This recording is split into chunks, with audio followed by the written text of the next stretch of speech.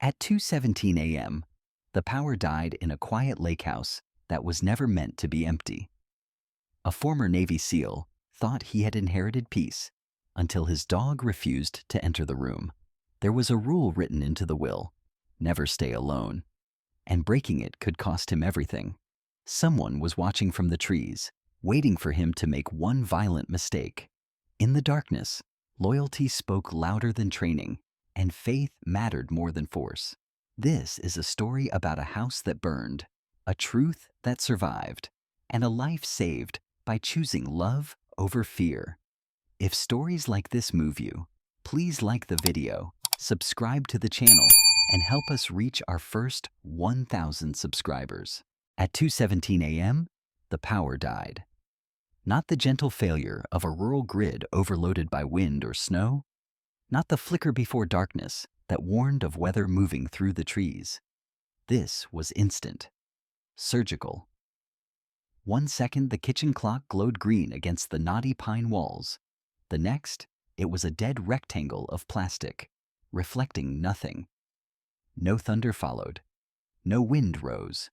The lake beyond the windows remained flat and dark, a sheet of ink that refused to ripple. Silence settled so completely it felt manufactured. Ethan Cross stood barefoot on the cold wood floor, one hand resting against the counter, the other still wrapped around an empty ceramic mug. 40 years old, broad-shouldered, built with the dense efficiency of someone who had once relied on his body for survival, he did not freeze out of fear.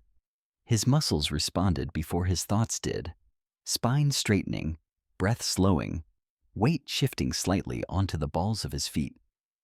His face, angular, weathered, marked by a neatly kept stubble that never quite softened his jaw, showed no panic, only attention. He did not reach for a weapon. He listened. Behind him, a low sound formed in the dark. Rook stood at the threshold of the living room, blocking the way with his body. The German Shepherd was 7 years old, large even by the breed's standards. His black and tan coat thick along the shoulders, thinning slightly around the muzzle where silver had begun to creep in. His ears were fully upright, sharp triangles cutting into the darkness, and his brown eyes reflected no light at all. His chest rose and fell slowly, deliberately. From deep in his throat came a sound that was not a bark and not a growl, but something in between, a restrained vibration meant to warn, not provoke. Ethan had trained dogs before. He knew the difference between excitement, fear, aggression. This was none of those. This was assessment. "Easy," Ethan said quietly, his voice low and even, the way it had been taught into him years ago. The word was not a command. It was acknowledgement. Rook did not move. The back door was open, just a hand's width, enough to let in a blade of colder air, enough to carry the damp, mineral smell of the lakeshore inside. Ethan was certain he had locked it. He remembered the sound, the habitual twist of his wrist, the brief pause afterward when he checked himself for unnecessary caution. That pause had followed him since the war, long after he had stopped wearing a uniform. He did not trust memory blindly, but this one felt solid. On the floor near the door, smeared across the grain of the wood, was mud. Fresh, dark, still wet enough to shine faintly in the ambient glow leaking in through the uncovered windows. Rook did not rush forward. He did not charge the door or sniff the air wildly. Instead, he stepped sideways, deliberately placing his body between Ethan and the living room, then turned his head and nudged Ethan's thigh with his shoulder. Once, firmly. Ethan followed. They moved along the wall instead of crossing the open space, Rook guiding him with subtle pressure and precise positioning.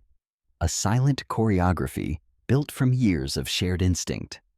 Ethan's eyes adjusted enough to make out shapes: the couch, the low table, the far wall where nothing hung but a single framed photograph still wrapped in moving plastic. As he stepped where Rook indicated, something caught his peripheral vision. A line, almost invisible. A thin filament stretched low across the room, no higher than Ethan's shin, anchored to a chair leg on one end and a recessed hook on the other. Fishing line, he realized. Cheap, strong, the kind that disappeared in the dark. A crude trap. Not clever, not sophisticated, deadly all the same. Ethan stopped breathing for a moment. The distance between his leg and the line could be measured in inches. Had he walked straight through the room? Had Rook hesitated even a second? He would have hit it at speed. A stumble, a fall, panic. The kind of chaos that turned small mistakes into fatal ones. He looked down at Rook. The dog met his gaze, steady and unblinking, tail low but not tucked, body tense but controlled. There was no triumph in his posture, only certainty. "That's why," Ethan murmured. The words slipped out before he realized he was speaking. Earlier that day, when he had finally read the will in full, the sentence had struck him as a bitter joke. You may reside in the property under the sole condition that you do not remain there alone. No explanation, no elaboration, just that line, formal and cold, sitting between legal clauses like a warning smuggled in plain sight. Ethan had laughed then, a short, humorless exhale through his nose. He had lived alone most of his life. Alone was what he knew how to survive. But standing there in the dark, staring at a trap meant for his body, he understood. The condition was not superstition. It was design. The house had not been built to shelter a man. It had been built to correct one. Earlier that afternoon, hours before the darkness, before the silence, Ethan had arrived at the lake under a sky too blue to trust. The northern summer stretched the day long and bright, sunlight glinting off the water in a way that felt almost theatrical. The house sat back from the shoreline, a low, wide structure of weathered timber and stone, its windows positioned at odd angles that only made sense once you stepped inside. From the outside, it looked peaceful. From the inside, it felt alert. That was when he had met Sarah Whitmore. She had been walking along the edge of the property, a clipboard tucked under one arm, boots scuffed with trail dust. She was tall for a woman, lean rather than thin, her posture straight without stiffness. Her hair, light brown with strands already bleached by the sun, was pulled into a low, practical knot at the nape of her neck. Her skin carried the faint freckles of someone who spent more time outdoors than under fluorescent lights. When she smiled, it was cautious but genuine, the smile of someone accustomed to strangers but not intimidated by them. "Didn't think anyone had claimed this place," she had said, stopping a respectful distance away. Her voice was calm, curious, not probing. "I'm Sarah. I help monitor the trails around the lake. Seasonal work." Ethan had introduced himself with just his first name. Old habits. She hadn't pushed. Instead, her eyes had drifted to Rook, who sat at Ethan's side, watching her with polite disinterest. "He's serious," she had observed, not unkindly. "He's honest," Ethan replied. That had earned a small laugh from her, quick and surprised. "Those are rare qualities," she said, "in people and animals." Something about the exchange had unsettled him, not because of Sarah herself, but because of how naturally she existed there, as if the land recognized her. He had felt the faintest flicker of instinct, the kind that told him proximity mattered. Back in the darkened living room, that memory brushed against him like a warning he had ignored. Rook shifted again, pressing closer, his body angled toward the empty wall opposite the couch. The dog's head tilted slightly, nostrils flaring, his throat tightening around another low vibration. There was nothing there. No door, no sound. And yet, Ethan felt it then, a subtle wrongness, like standing near a power line you couldn't see but could feel humming under your skin. The house was holding its breath. He reached out slowly, fingers brushing the cool plaster. Beneath it, deeper in the wall, something solid answered the pressure. Not a stud, not insulation, a hollow. Rook's ears flicked back for half a second, then forward again, as if marking the discovery. His tail gave a single, restrained sweep against the floor. Ethan withdrew his hand. Whatever was hidden there, it had not been meant to be found casually. And whoever had come through the back door tonight had known where to step and where not to.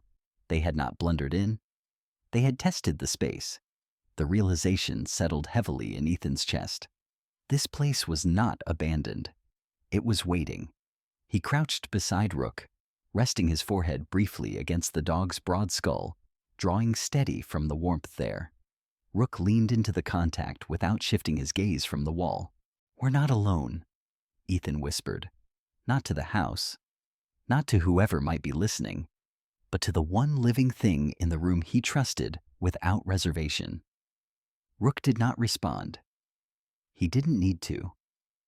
Outside, the lake remained smooth as glass. Inside, the darkness thickened, deliberate and patient. Somewhere between the hidden wall and the open door, a line had been crossed. And the house, at last, had begun to wake. Morning came gently, as if the night had never happened. Sunlight slid through the windows in long, pale bands, settling on the wooden floor where the fishing line trap had been cut away hours earlier. The lake outside lay perfectly still, a wide mirror reflecting sky and pine without distortion. No breeze stirred the surface. No birds skimmed the water. It was the kind of quiet that people traveled hundreds of miles to find, the kind real estate listings described with words like peaceful and untouched. To Ethan Cross, it felt rehearsed. He stood on the back deck with a mug of black coffee cooling in his hands, barefoot again, shoulders bare beneath a worn gray t-shirt. In daylight, his presence softened only slightly. He was tall, broad through the chest, his build compact and functional rather than decorative. Years of discipline had carved him into angles. Shoulders that didn't slump, a neck thick with old tension, hands marked by small scars that never quite faded. His face looked calmer in the sun, but the stillness was practiced. His eyes, pale and watchful, kept drifting to the tree line, then back to the house as if measuring distances no one else could see. Rook lay at his feet, half in shadow, half in sun. The German shepherd's coat gleamed now, rich black along the spine, warm tan at the legs and chest. His ears remained upright, despite the quiet, tracking sounds too faint to matter. He hadn't slept much, neither had Ethan. But unlike Ethan, Rook showed no sign of fatigue. His chin rested on his paws, eyes open, alert, unblinking. When Ethan shifted his weight, the dog's gaze followed without lifting his head. The house revealed itself differently in daylight. From the outside, it was handsome in a restrained northern way. Timber weathered to silver gray, stonework fitted with careful imperfection, rooflines broken just enough to resist snow buildup. Inside, the design made more sense to Ethan now that his nerves had cooled. Windows were placed not for symmetry, but for coverage, angled so reflections wouldn't give away movement at night. Hallways bent subtly, discouraging straight lines of sight.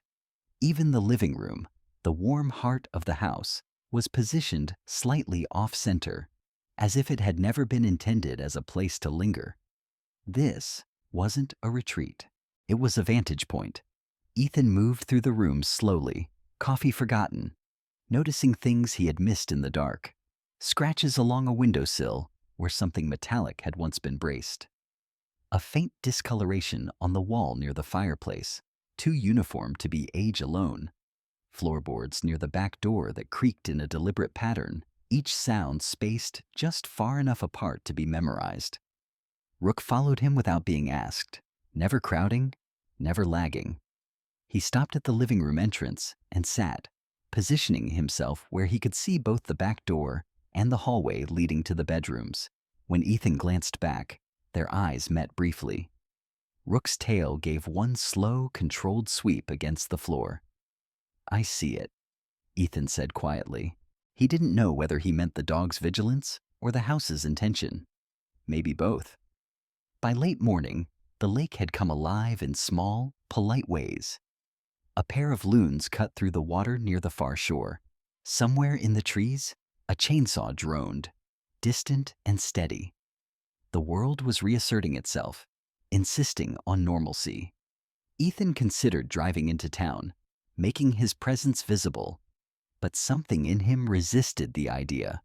Visibility cut both ways. It was Rook who noticed her first. The dog rose smoothly to his feet, ears tilting forward, head angled toward the path that curved along the lake's edge. His posture was alert but neutral. No tension in his shoulders. That alone caught Ethan's attention. Rook did not waste energy on false alarms.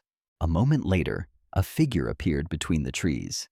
Sarah Whitmore walked with the easy confidence of someone who knew the ground beneath her boots.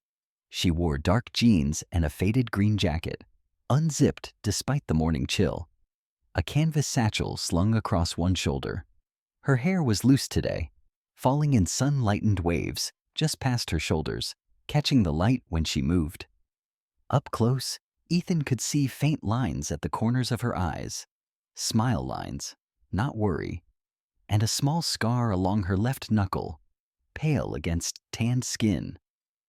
She looked capable in a quiet way, the kind of person who handled problems without announcing it.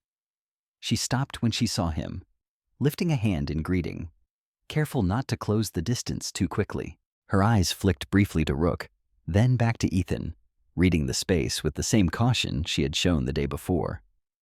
"Morning," she called. "Hope I'm not intruding." "You're not," Ethan replied after a beat.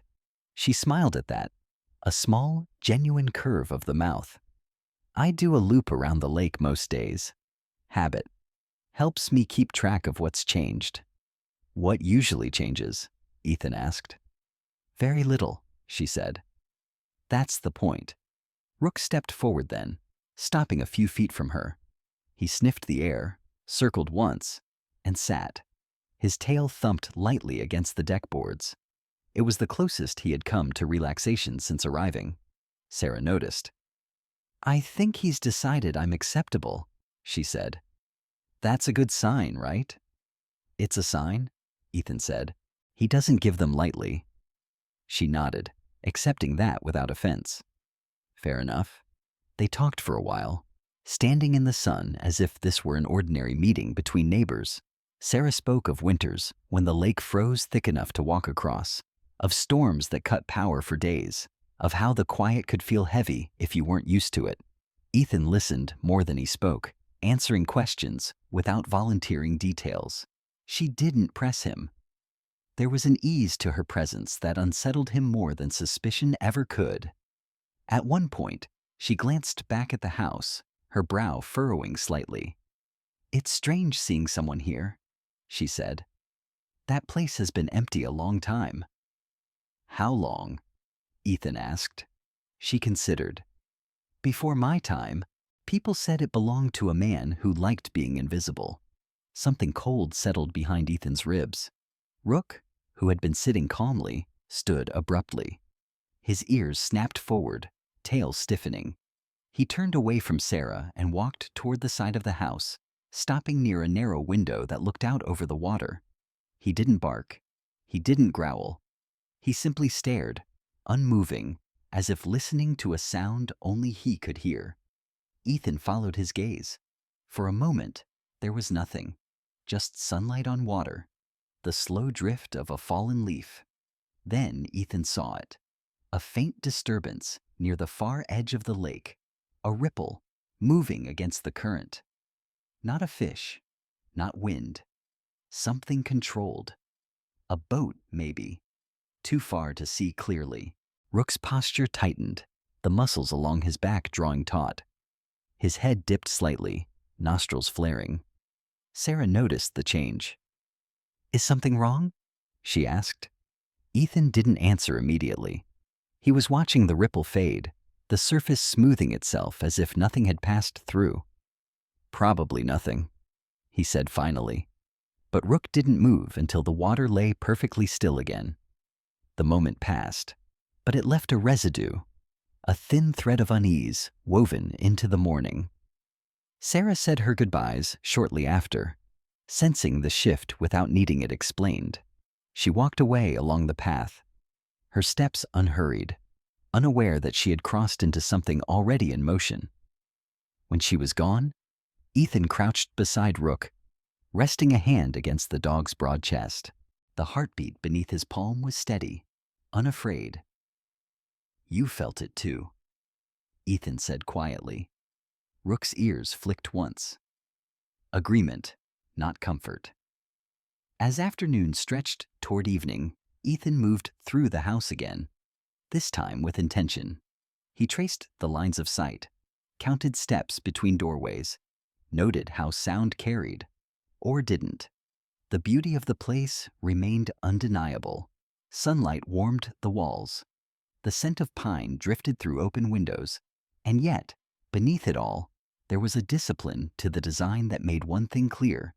This house did not want a man alone inside it. As the sun dipped low and the lake turned from blue to steel, Rook returned to his chosen position at the edge of the living room, facing both exits. Ethan sat nearby, back against the wall, watching the light fade.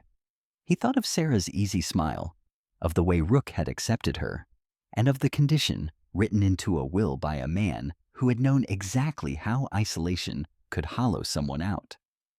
Outside, the water darkened. Inside, the house waited. And Ethan began to understand that its beauty was not innocent at all. The office was the quietest room in the house, and that alone made Ethan Cross uneasy. It sat at the back corner, partially sunken into the structure, where the walls thickened and the ceiling dropped by a few inches, as if the house itself wanted the space to feel contained. Morning light reached it only indirectly, filtered through a narrow window that looked out over the lake at an oblique angle. The desk was old but sturdy, scarred by use rather than neglect. The built-in bookshelf that lined the far wall appeared ordinary at first glance. Rows of outdated hardcovers, field manuals, and a few weathered novels whose spines had gone soft with age. Rook refused to enter. The German shepherd stood rigid in the doorway, 7 years of disciplined instinct locking his body into stillness. His ears were pinned forward, eyes fixed not on the books, but on the wall behind them. The fur along his shoulders lifted in a subtle ridge, not the bristling of fear, but the alert tension of recognition. His breathing had changed, shorter, shallower. When Ethan stepped past him, Rook let out a low, insistent sound that stopped him cold. "Not the books," Ethan murmured, following the dog's line of sight. Rook's head tilted slightly.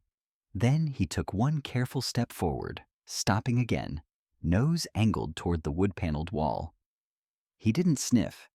He didn't paw. He simply stared, as if listening to something sealed behind plaster and timber. Ethan felt it too then, the same pressure he had sensed the night before. A faint resistance in the air, like a held breath. He ran his fingers along the shelf, brushing the spines. Dust rose in thin ghosts, undisturbed for years. The books themselves felt wrong, lighter than they should have been, their arrangement too deliberate.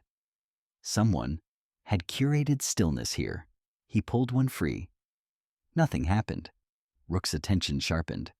Ethan removed another, then another, until a section of the shelf shifted inward with a dull, controlled sound. The mechanism was old but well-maintained. A panel slid back, revealing a cavity set neatly between studs, its interior lined with fire-resistant insulation that had yellowed with age. The smell hit him first: metal, oil, and something faintly chemical. Preserved.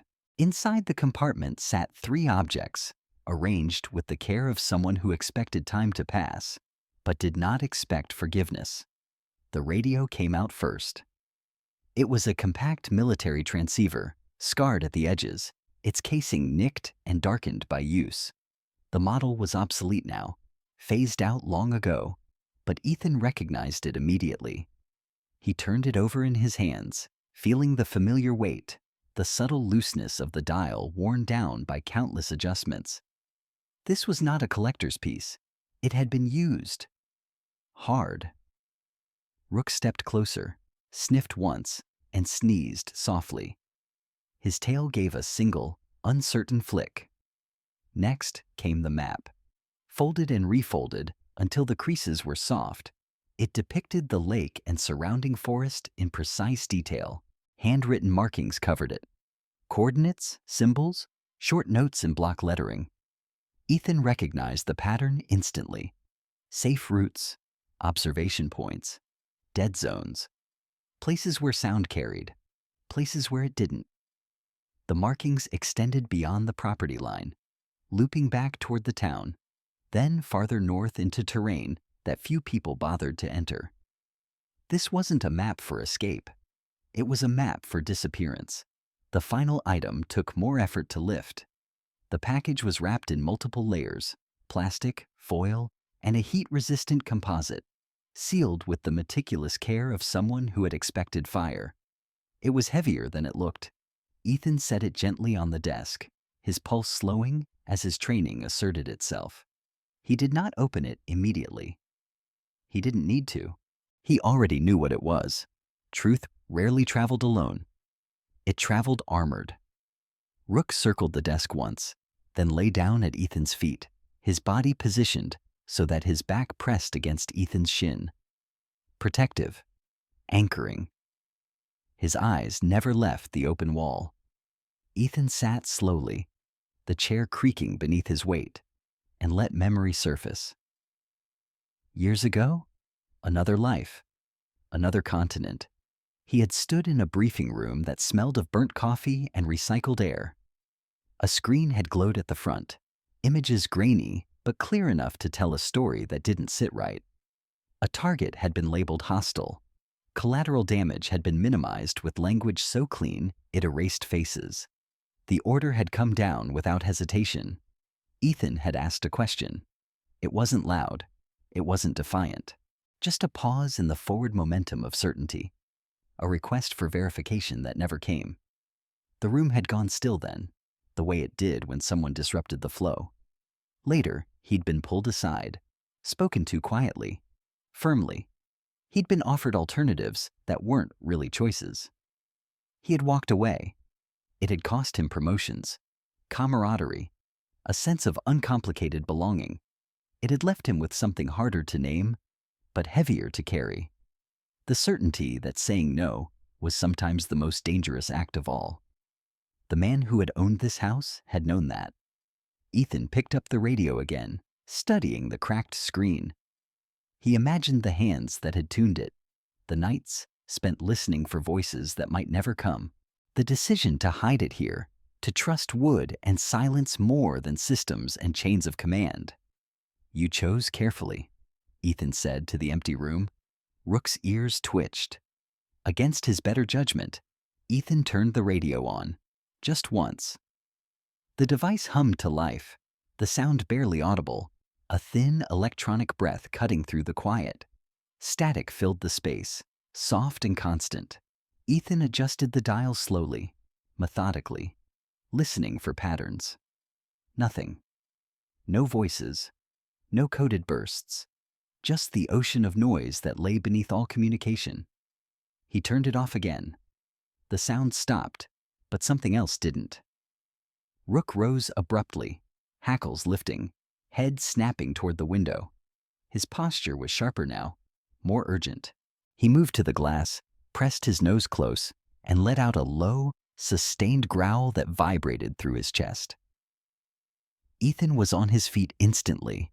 Outside, the lake lay calm as ever, its surface catching the afternoon light. But the air felt different, charged. Ethan scanned the shoreline, the tree line, the far dock that belonged to no one. At first, he saw nothing.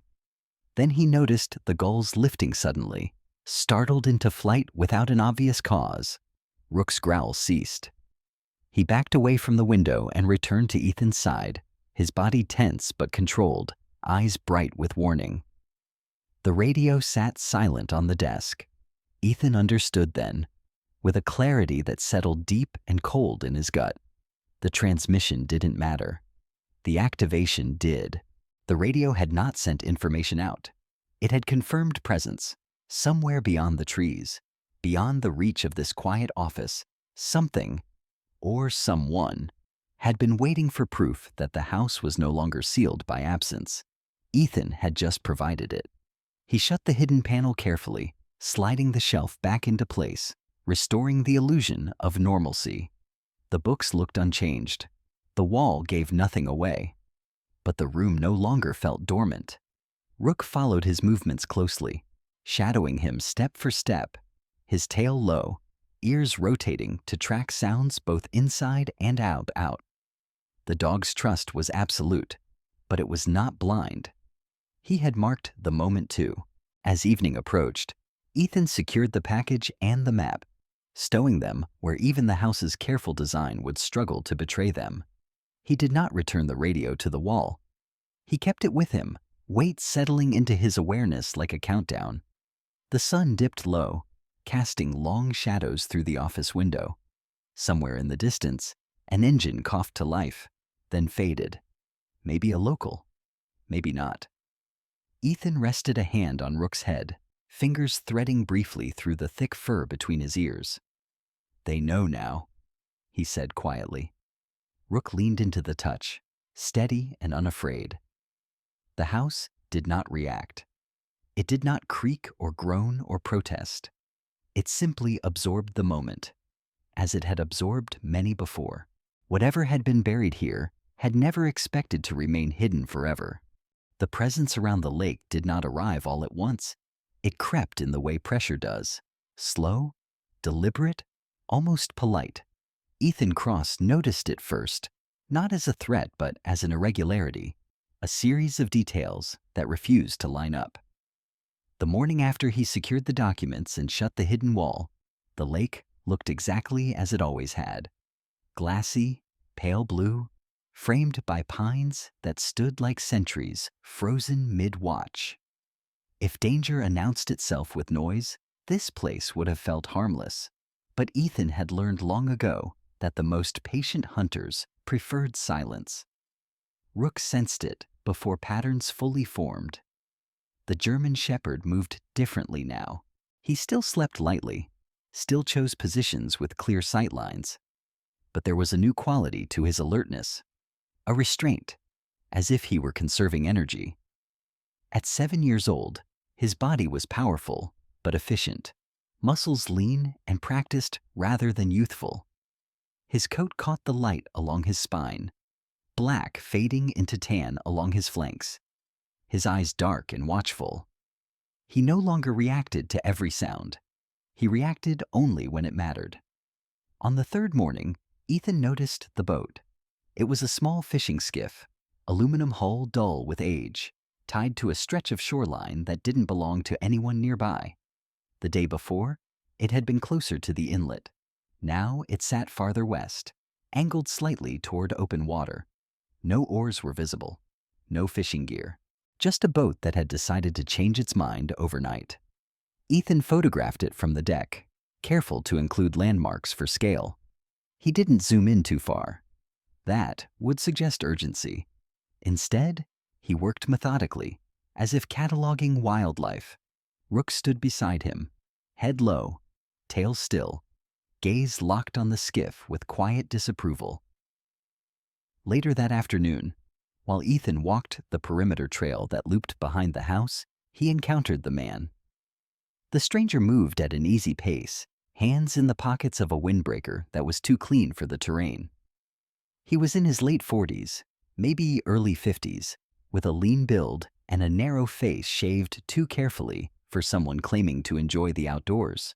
His beard was trimmed into deliberate symmetry, the kind that required mirrors, not campfires. He nodded at Ethan as they passed, polite, but unreadable. "Good day," the man said. "Afternoon," Ethan replied. No fishing rod, no backpack, no camera. The man's boots were expensive, their soles barely scuffed. He walked like someone who knew where he was going, but had no intention of explaining why. Rook paused mid-step and turned, watching the man until he disappeared around the bend. A low sound vibrated in his chest. Not a growl, not a warning, but something closer to annotation. Ethan logged it mentally. That evening, as the sun dipped low and the lake turned steel gray, a truck appeared on the far access road. It parked at a distance that felt intentional, far enough to remain uninvolved, close enough to observe. The engine idled for hours. No lights, no doors opened. The vehicle was positioned to face the house without seeming to. None of it was dramatic. That was the point. They weren't here to attack him. They were here to provoke him. Ethan understood the strategy with a clarity that bordered on admiration. If they rushed him, if they broke in or fired shots, they would lose control of the narrative. He would become a victim. Evidence would matter. Process would follow. But if they could pressure him into acting first, into confronting, threatening, or hurting someone, then he would become the problem. A former SEAL with a violent incident on record was no longer a credible witness. He was a liability to be neutralized. Violence wasn't their goal. It was their bait. Ethan adjusted accordingly. He did not confront the boat. He did not question the man on the trail. He did not approach the truck. Instead, he began to document, quietly, precisely. He placed cameras along the tree line and near the access road, positioning them low and off-angle, the way predators never expected. He logged times, directions, weather conditions. He treated the situation not as a threat but as a study. Rook followed him through it all, occasionally stopping without explanation, forcing Ethan to alter his path.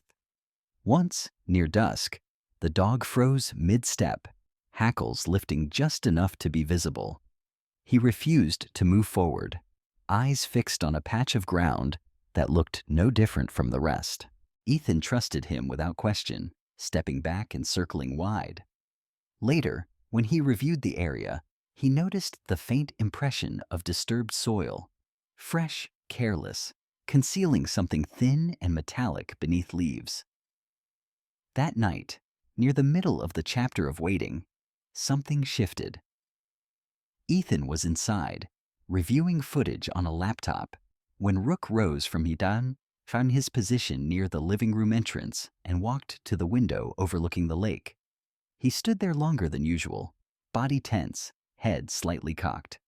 Then, without warning, he sat and let out a single sharp bark, short, controlled, nothing like alarm. Ethan looked up immediately. On the far shore, barely visible in the fading light, a figure stood motionless at the water's edge. No movement, no gesture, just a silhouette where none should have been. Ethan held his breath. Rook did not bark again. He did not growl. He simply sat, watching, as if acknowledging a presence rather than challenging it. After several long seconds, the figure turned and walked back into the trees, swallowed whole by shadow. The lake returned to stillness. Ethan closed the laptop slowly. The message was clear. We see you. We know you're watching. We're not afraid of patience. He did nothing in response. That restraint cost him more than any physical effort ever had. Every instinct honed by years of training screamed at him to act, to assert control, to draw lines. But he refused. He reminded himself of the hidden wall, of the documents sealed against fire, of the simple truth that the only winning move was to stay clean. Near midnight, after confirming that the truck had finally left, Ethan made a call. Daniel Frost answered on the third ring. Frost was in his early 60s, his voice gravelly but steady, shaped by decades of measured authority. Once a federal investigator, he now lived quietly several states away. A man who had learned the cost of knowing too much and chosen obscurity over applause. When Ethan explained, carefully without embellishment, there was a long pause on the other end. You didn't imagine this, Frost said finally. No, Ethan replied. You need to understand something, Frost continued. If they're doing this the slow way, it means the stakes are high. And it means they're afraid of what you have, even if they don't know exactly where it is. I'm not planning to use force, Ethan said. I know, Frost replied. That's why they picked you, and that's why they'll keep pushing. They agreed on next steps, none of them immediate. No sudden moves, no rash decisions. Time would be their currency. When Ethan ended the call, Rook approached and rested his head against Ethan's knee, eyes searching his face. Ethan placed a hand on the dog's neck, feeling the steady warmth there, grounding. This isn't about surviving, Ethan said quietly, more to himself than to the dog. It's about waiting. Rook remained still, loyal, unshaken. Outside, the lake reflected the moon without comment. Somewhere beyond the trees, the hunters recalculated. And for the first time since arriving, Ethan understood the true nature of the game. This wasn't a siege. It was a test of restraint. By the fifth morning, Ethan Cross understood that isolation was no longer a neutral condition. It had become a variable, one that could tip the balance in ways he didn't fully control. The lake woke early, mist lifting in slow, deliberate ribbons from the surface as the first light crept through the trees. The house remained quiet, holding its breath the way it always did at dawn, as if waiting to see who would move first. Ethan sat at the kitchen table, nursing a cup of coffee that had gone cold, eyes tracing the grain of the wood without really seeing it. Rook lay at his feet, stretched along the floor in a position that looked relaxed but wasn't. One ear was flat against the boards, listening to vibrations Ethan couldn't hear. The other stayed upright, alert to the world above. Sarah Whitmore arrived just after 8. Ethan knew she was there before she knocked. Rook lifted his head, tail thumping once, slow and deliberate. Not the frantic greeting of a dog starved for attention, but the measured acknowledgement of someone he had accepted. Through the front window, Ethan saw her silhouette pause on the porch. She wore a long-sleeved flannel shirt rolled at the cuffs, faded blue, the fabric softened by use. Her jeans were worn at the knees, boots laced tight and practical. Her hair was braided loosely over one shoulder today, strands already slipping free, catching the morning light. She stood with her weight evenly balanced, shoulders relaxed, the posture of someone accustomed to being outdoors but not careless about it. When Ethan opened the door, she smiled, a little tentative, as if aware she was crossing a line she hadn't been invited over. Her skin was lightly tanned, weathered just enough to suggest years of sun and wind, and her eyes, gray-green, observant, flicked briefly past him into the house. I hope this isn't a bad time, she said. Her voice was calm, steady. I saw your lights on earlier. Thought I'd check in. It's fine, Ethan replied. He stepped aside, letting her enter. The moment Sarah crossed the threshold, the house seemed to react, not physically, but atmospherically. Ethan felt it like a subtle tightening, the way air changes before a storm. Rook stood and moved closer to Sarah, sniffing her boots, her jacket, the canvas bag slung over her shoulder. His tail wagged once, restrained. He sat at her feet and looked up, expectant. Sarah glanced down, surprised. That's fast, she said softly.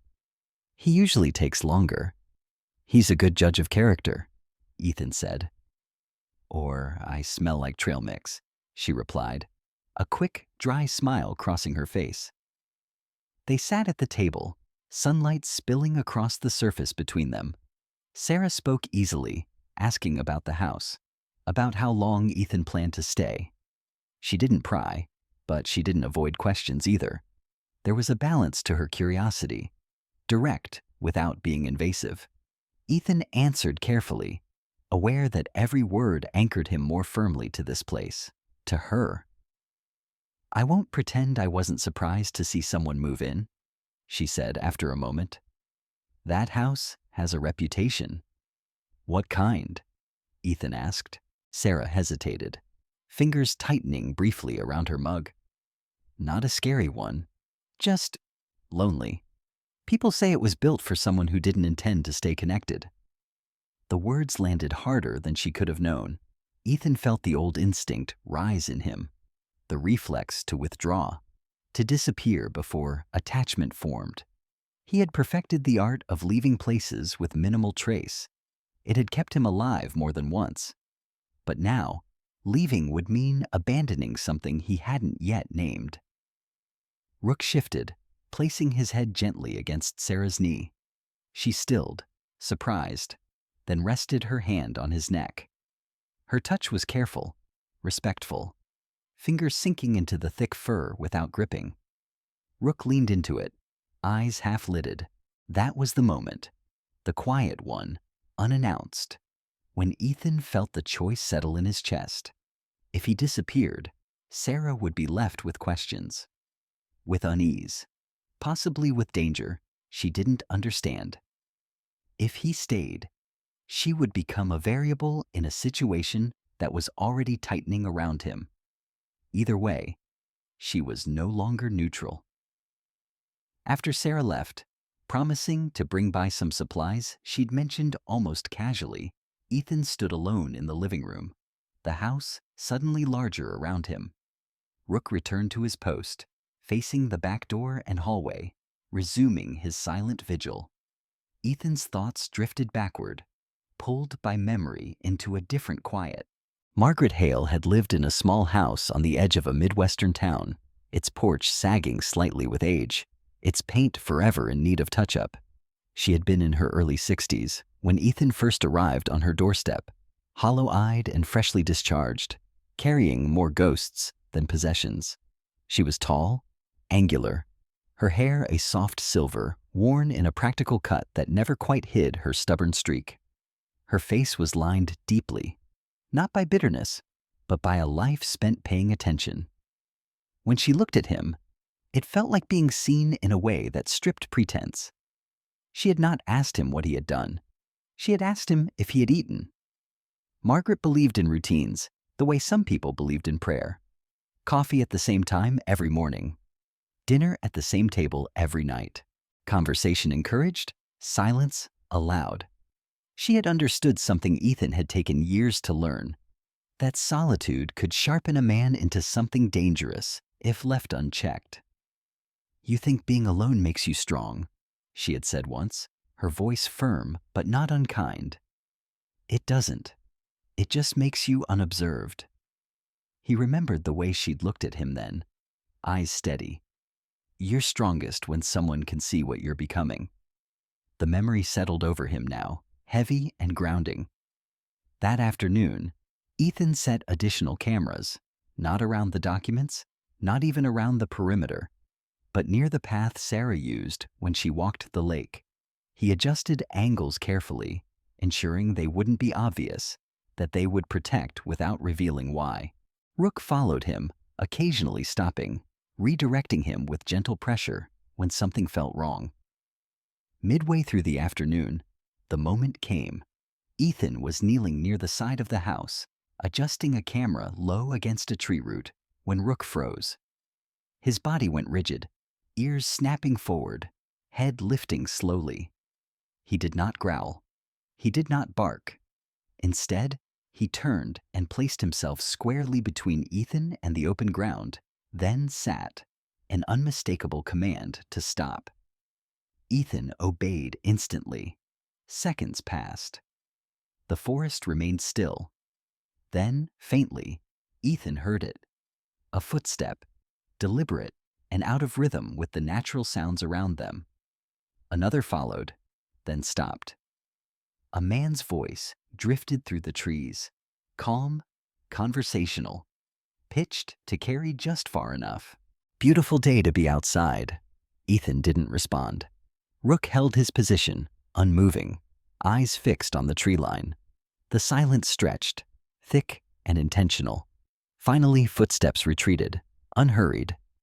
When the sound faded completely, Rook exhaled and turned his head slightly, as if to ask whether Ethan understood what had just happened. He did. They weren't just watching him anymore. They were watching who mattered to him. As evening fell, Ethan sat on the porch steps, Rook pressed against his side, the lake reflecting the dying light. He thought of Sarah's easy presence, of Margaret's quiet wisdom, of the line in the will that had seemed almost mocking at first. You may not remain here alone. The house hadn't been built to guard secrets. It had been built to guard men from what isolation could turn them into. Ethan looked down at Rook, fingers resting in the warm fur at his neck. We don't do this alone, he said quietly. Rook leaned closer, solid and certain. And for the first time since arriving, Ethan stopped thinking about how to disappear and began considering how to stay. Night fell without ceremony.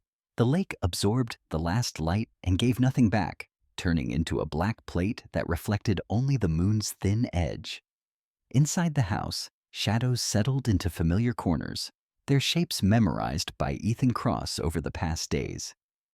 He moved through the rooms with quiet efficiency, checking doors, windows, camera feeds. The work had become ritual, not paranoia. Rook followed him with the calm patience of a partner who knew the order mattered, his large frame moving softly across the floor despite his size, nails clicking only when he wanted to be heard. Ethan had just finished reviewing the last camera feed when the first alarm came. Not electronic, but visceral. Rook's head snapped up, ears lifting, body going rigid. The dog didn't bark. He didn't growl. He turned sharply toward the back of the house, nostrils flaring, and let out a short, urgent sound that cut through the quiet. Smoke. Ethan smelled it a second later. Faint at first, then unmistakable. Acrid, chemical, wrong. Not wood from a fireplace. Not the clean scent of a distant burn. This was close. Immediate. Deliberate. The lights went out. Not all at once. Not the sudden blackout of the first night. But in a staggered collapse that told Ethan the power had been compromised intentionally. The hallway plunged into darkness as heat began to rise, subtle at first, then pressing against his skin like a living thing. Somewhere toward the rear of the house, glass shattered. Rook, Ethan said, already moving. They ran. Smoke thickened rapidly, curling low along the ceiling before sinking, swallowing the air in layers. Ethan pulled his shirt up over his nose, eyes stinging as he forced himself to breathe shallow and controlled. He felt the temperature shift as he crossed into the back corridor, the heat sharper there, more focused. Flames licked along the baseboards, climbing with frightening speed, fed by accelerant laid with professional precision. This wasn't panic. This was erasure. Rook veered suddenly, skidding to a stop at a closed door near the utility room. He slammed his shoulder against it once, twice, a sharp bark tearing from his chest. The sound was raw, stripped of restraint. Ethan reached the door and yanked the handle. It wouldn't budge. The metal was already hot, biting into his palm. Smoke poured from the frame, thick and oily. Rook was inside. Ethan didn't hesitate. He threw his weight against the door, shoulders screaming in protest as it gave way with a crack, collapsing inward. Heat roared out, violent and consuming. Inside, the room was a chaos of shadow and flame, shelves already burning, plastic dripping in molten strands. Rook stood near the far wall, trapped by a curtain of fire that had leapt up between them. His fur was singed along one flank, eyes bright with pain but focused, locked on Ethan. He didn't whine. He didn't panic. He waited. Ethan's mind compressed time into fragments. The package, the documents sealed against fire, hidden in the house's core. The truth that could unravel lives, end careers, expose a crime that had been buried for years. He knew exactly where it was, how many seconds it would take to reach it if he turned now. He also knew how little time Rook had left. The choice arrived fully formed, without drama, without debate. Ethan lunged. He kicked aside a burning shelf, heat flaring up his leg, and crossed the room in 2 strides.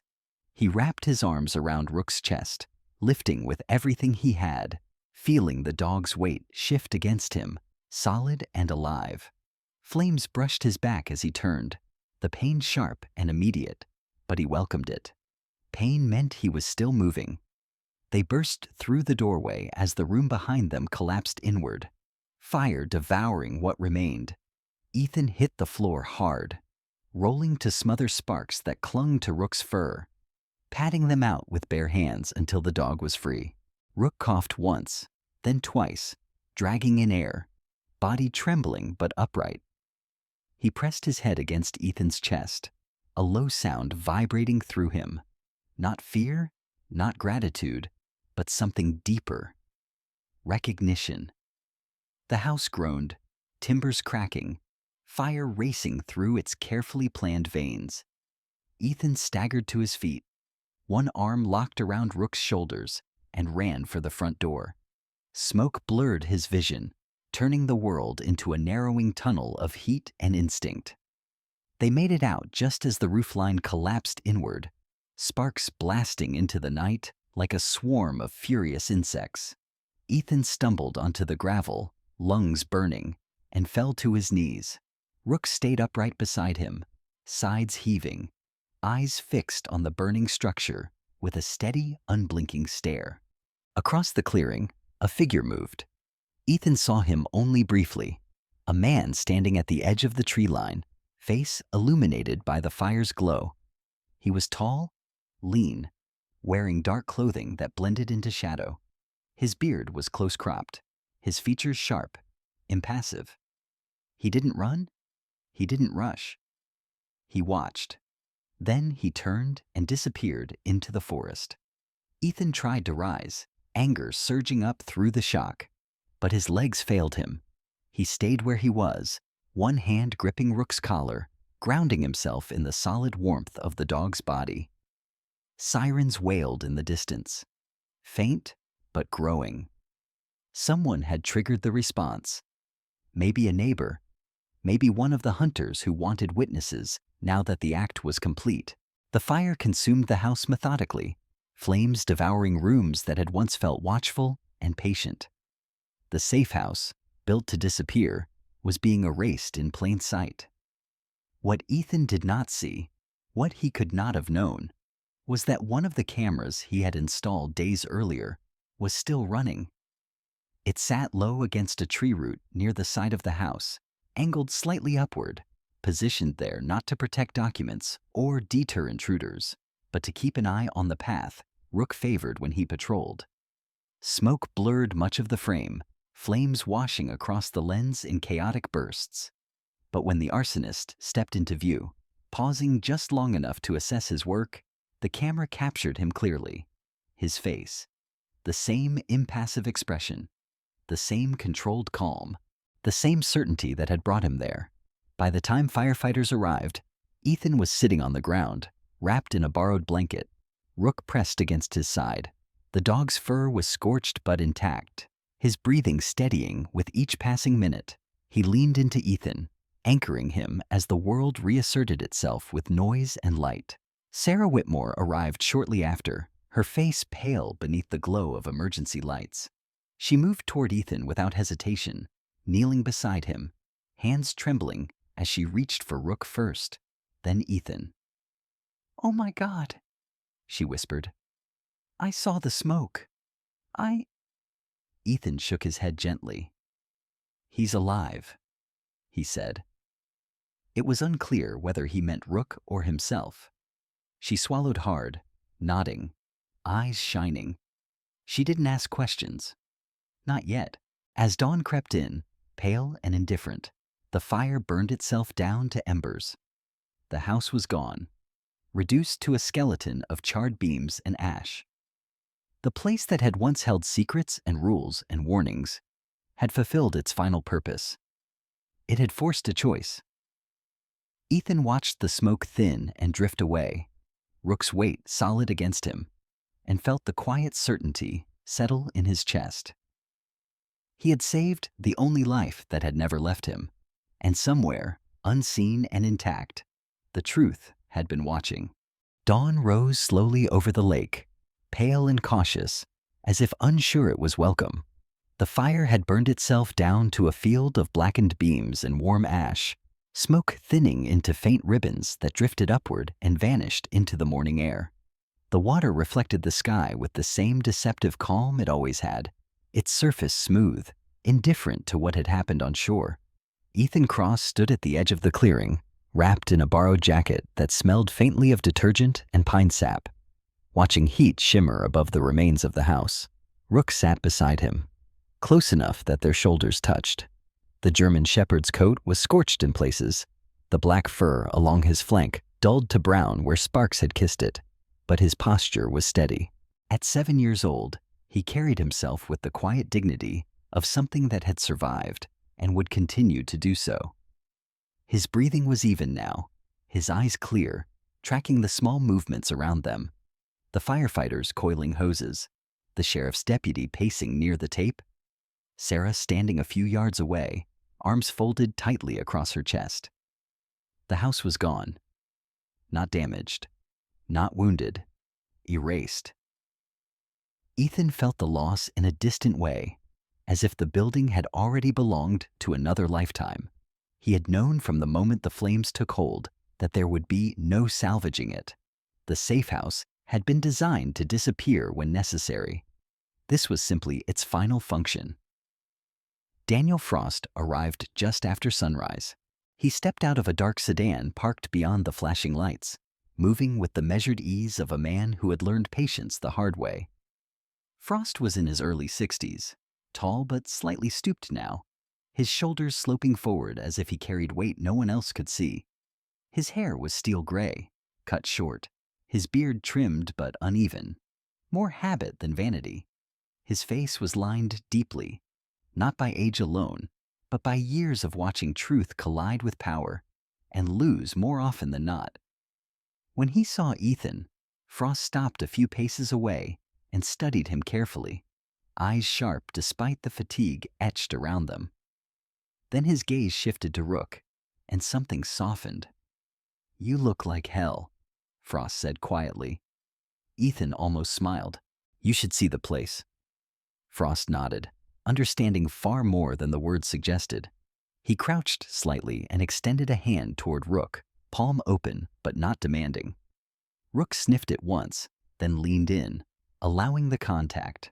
Frost's fingers brushed through the thick fur along the dog's neck with a gentleness that surprised Ethan. "Good dog," Frost murmured. "Very good." They walked a short distance away from the others, stopping where the ground still radiated warmth through the soles of Ethan's boots. Frost listened as Ethan spoke, briefly, precisely, about the fire, the choice, the figure in the trees. There was no embellishment, no attempt to justify. Frost didn't interrupt. He never did. When Ethan finished, Frost reached into his coat and pulled out a small tablet. He turned the screen toward Ethan. The image was grainy, smoke blurred, but unmistakable. A man stood at the edge of the burning house, firelight carving his features into sharp relief. The camera angle was low, slightly tilted. The man's face was visible, clear enough to recognize. His expression was calm, certain. "They walked right into it," Frost said. "Didn't even try to hide once the fire was lit. That tells me they thought everything was already lost." Ethan stared at the image, a cold clarity settling over him. They were wrong. "Yes," Frost agreed. "They were." Frost explained what would happen next, not as a promise, but as a process. The documents had already been duplicated and transmitted securely before dawn. Names were being verified, timelines cross-checked. People who had spent years insulated by silence were about to find that insulation gone. "This won't be fast," Frost said, "and it won't be clean, but it will be public." That mattered more than Ethan cared to admit. They returned to the clearing together. Sarah watched them approach, her face drawn but composed. In the daylight, the strain showed more clearly. The pallor beneath her freckles, the tightness around her mouth. She looked smaller without the fire's glow behind her, but no less steady. "I heard," she said, her voice low. "About the camera." Ethan nodded. It did its job. She glanced back at the ruins, then at Rook, who sat calmly at Ethan's side. So did he. Rook's tail thumped once, restrained but pleased. Later, when the officials had finished their questions and the last of the equipment was packed away, Ethan stood alone at the edge of the property. Frost had already left, his work pulling him back into a world of sealed rooms and careful disclosures. Sarah lingered a moment longer, offering a quiet, wordless presence before finally heading down the path toward town. Ethan didn't ask her to stay, not because he didn't want her to, but because he knew the decision to remain had to be his, not hers. Midway through the morning, as the sun climbed higher and the ash cooled beneath the breeze, something unexpected happened. Rook rose suddenly and walked toward the center of the clearing. He stopped near a charred beam that had once been part of the house's frame and lowered his head. He sniffed once, then twice, then sat. Ethan followed, curious despite himself. At Rook's feet lay a small object, half buried in ash, a metal ring, blackened but intact, its surface etched with a symbol Ethan recognized from the map and the documents, a marker, a silent sign used by the network that had built the house and others like it. Rook nudged it gently with his nose, then looked up at Ethan, eyes steady. Ethan picked it up, turning it over in his palm. The ring was warm, not from the fire, but from the morning sun. It felt heavier than it should have. "They thought this place was the truth," Ethan said softly. "But it was only a container." Rook's ears flicked, as if in agreement. Ethan left the ring where it was. By early afternoon, there was nothing left to do. Ethan loaded what little he had salvaged into his truck, clothes that smelled faintly of smoke, a few personal items that had never quite belonged to the house anyway. He paused once, scanning the lake one last time, committing the stillness to memory. The place would continue without him. It always had. He climbed into the driver's seat, Rook settling into the passenger side with a soft huff, curling slightly before straightening again, alert but calm. As the engine turned over, Ethan felt something loosen in his chest, a tension he hadn't realized he was carrying. They drove away as the road curved north, trees closing in around them, the lake disappearing from view. Mile by mile, the silence between them felt different now. Not empty, not heavy, companionable. Ethan thought of Margaret Hale, of her small house, and her quiet insistence on shared meals and observed lives. He thought of Sarah's steady presence, of Frost's unglamorous persistence. He thought of the choice he had made in the fire, and of the truth that had survived without walls to protect it. Rook shifted slightly, pressing his shoulder against Ethan's leg, grounding him in the present. "You were right," Ethan said, voice barely above the hum of the road. "About all of it." Rook's eyes remained forward, ears relaxed, confidence unshaken. As the miles passed and the smoke faded from the air, Ethan understood the lesson the house had been built to teach, the one that had outlived its walls. Courage wasn't standing alone in the dark. It was knowing when to keep allies close, and knowing how to keep yourself from becoming the thing you feared most. Sometimes the miracle is not fire from the sky or a voice in the night. Sometimes it is the quiet hand that keeps you from stepping into danger, the loyal heart that refuses to leave your side. The moment you choose love over fear and mercy over violence, God does not always remove the darkness. Often, He places someone beside us so we do not have to face it alone. In our daily lives, we may never stand in a burning house or uncover hidden truths. But every day, we are asked the same question Ethan faced. Will we choose to protect what is right, even when it costs us something? Will we stay open to companionship when isolation feels easier? Will we listen to the quiet guidance placed in our path? If this story touched your heart, let it remind you that you are not walking alone. There is purpose in every step and grace in every choice made with love. If you believe in small miracles, in loyal hearts, and in God's unseen guidance, please share this story with someone who might need encouragement today. Leave a comment and tell us what this story meant to you. And if you haven't yet, consider subscribing to the channel so we can continue sharing stories of hope, faith, and the quiet strength found in unexpected places. May God bless you, protect you, and walk beside you always. Thank you for being here.